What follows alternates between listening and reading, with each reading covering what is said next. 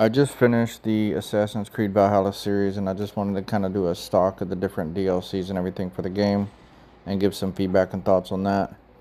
The main game was amazing. A lot of people complained when it came out that it wasn't very Assassin's Creed-like.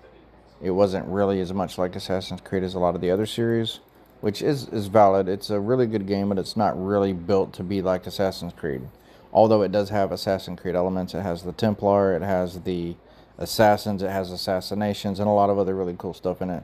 It's also got some really cool assassinations as well, like where you destroy one and then throw an axe out to destroy another one. So there's some really cool mechanics there. With all that being said, if you look at it from the perspective of it being a Viking simulator, then it's a really good game. It's an extremely good game if you look at it from that perspective. So keeping that in mind, the original base game is a very good game and definitely worth playing. Moving on to the DLC, Wrath of the Druids. I beat that one a while back. It's where you end up going through Ireland and you visit the Ireland areas and you go through places like Dublin, Ulster, and so forth. It's also an amazing DLC. I loved it from beginning to end. The Guy Bolg spear is one of my favorite spears in the game. It's absolutely amazing when paired with one of the other ones, which is the staff from the... if you pair it with the staff that you get from Valhalla, from Odyssey, it's an amazing weapon combination, which I'll go more into that later. But overall, that's an amazing game as well. The whole Cult of the Children of Danu storyline's amazing. That works out really well. Overall, it's a really good game. I love the DLC probably just as much as the main game. I love the storyline and the way the elements are tied together. I think it was really well written, very well created, and I loved every minute of it. That's the first DLC that I'm talking about now, called Wrath of the Druids. And then the Siege of Paris, which is another DLC. It's a lot harder than the rest of the game. It's probably one of the hardest DLCs in the game. And they introduced the new black box assassination missions where it gives you multiple different ways to assassinate a target.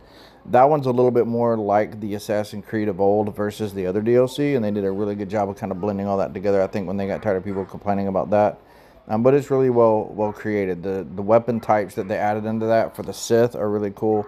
The stealth mechanics, it returned back to some of the older Assassin's Creed titles, which is also very cool. That one takes place in France, specifically around the Paris and surrounding area, and the battle for France was actually really well done. It was amazing. So it's got a really historical Siege of Paris, a lot of political tension and espionage.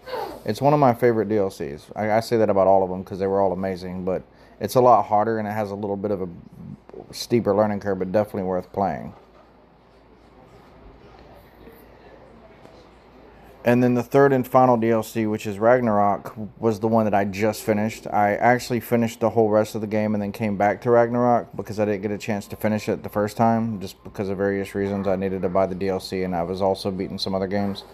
It was probably one of my favorites. I want to revisit something else in a minute, but just for specifically referring to Dawn of Ragnarok, I love the storyline. You play as Habi/Odin. I like the whole storyline with his son Balder. I'm not going to go into a lot of details to avoid spoilers, but the entire thing is amazing from start to finish. The new abilities they've added are amazing. The new enemies, the whole entire storyline is extremely well written. Especially the ending. Also, if you beat the game and you finish it, there is one more boss fight at the very end, which a lot of people may miss if they don't follow that chain throughout the rest of the arc, which was also an amazing boss fight that had multiple parts. So again, the Dawn of Ragnarok DLC was another really great game. There's one more thing I want to comment on as well shortly.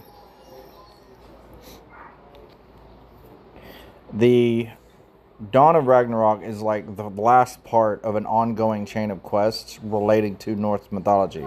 So it goes back to the seer in your settlement. You go through her and you start drinking potions to allow you to go into different worlds or different not worlds, but yeah, worlds. You basically go into like a dream state, and then as you're dreaming you walk through different zones. So you take the role of Odin/Habi, and you go through each one of these different scenarios, these worlds that have all these drawn out storylines and characters, and it's really well written. There's like 3 of them in total that you have to go through before Dawn of Ragnarok. Dawn of Ragnarok, I think, is the 4th one that you end up going through, but it's like this huge storyline, and it involves Odin, which I'm going to talk more about that in a minute, so give me 1 second. But yeah, Odin is the key player in Dawn of Ragnarok as you're playing as that character, and it works really well. So going back to Odin in the Dawn of Ragnarok DLC, you start from the very beginning of the series and you play through a really long thread storyline, which works really well for the characters.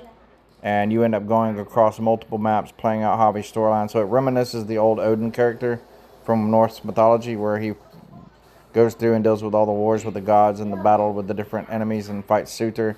And from beginning to end, it's extremely well written. It's one of my favorite DLCs to add on to the other part. And then with all that being said, the Odin storyline that plays out from the beginning to end is extremely well written. I loved every minute of it. And then last but not least, you have the DLC, The Forgotten Saga, which is amazing to an extent. I loved it and I played it all the way through, but there's a lot of things about it that get annoying. So you end up starting at the beginning of the DLC and you have to go through the whole map. And then if you die, you have to start back at the beginning. So certain elements you don't get to keep, like you basically restart the whole run. You keep your experience and knowledge, but you lose all of the runes, all of the weapons and everything else. But there are things you can do outside of that mode which allow you to unlock different things in it as well. So overall, you can unlock skills from the Raven near the beginning of the zone once you're outside of the instanced area, which works really well, so that's good. And then one more thing to keep in mind, eventually you're going to get to a boss named Nidhogg, and all I'm going to say is fire is his weakness. And there's a trick to where if you die to that boss, you normally have to start the run all over again and go all the way through it again. But if you pause the game and go to the main menu, like let's say you're fighting him and you think you're about to die and you're not going to make it, you can pause the game, go to the main menu, and then come back into the game again, and it'll continue right at the beginning of that boss fight without you having to redo the whole run over again. So that's something useful that I found out. I think I'm going to start doing these long form videos at the end of each game that I play, because I do a lot of games. I play a lot of different games. So I normally have a lot of insight, knowledge, and thoughts about a game when I finish it. And I got OCD, so typically I'll only beat, not always, but a lot of times when I beat a game fully and I get done with it, I'll move on to other games, and I don't normally revisit it unless I just have time, because there's so many that I want to play. So I typically walk away with a lot of knowledge from the games as I finish them. So I want to start doing this with every game that I finish, and maybe even some TV shows. But here we are on this one. I just had a lot of thoughts to share. Overall, it's a really great game from start to finish, and if you haven't played it, I highly recommend it.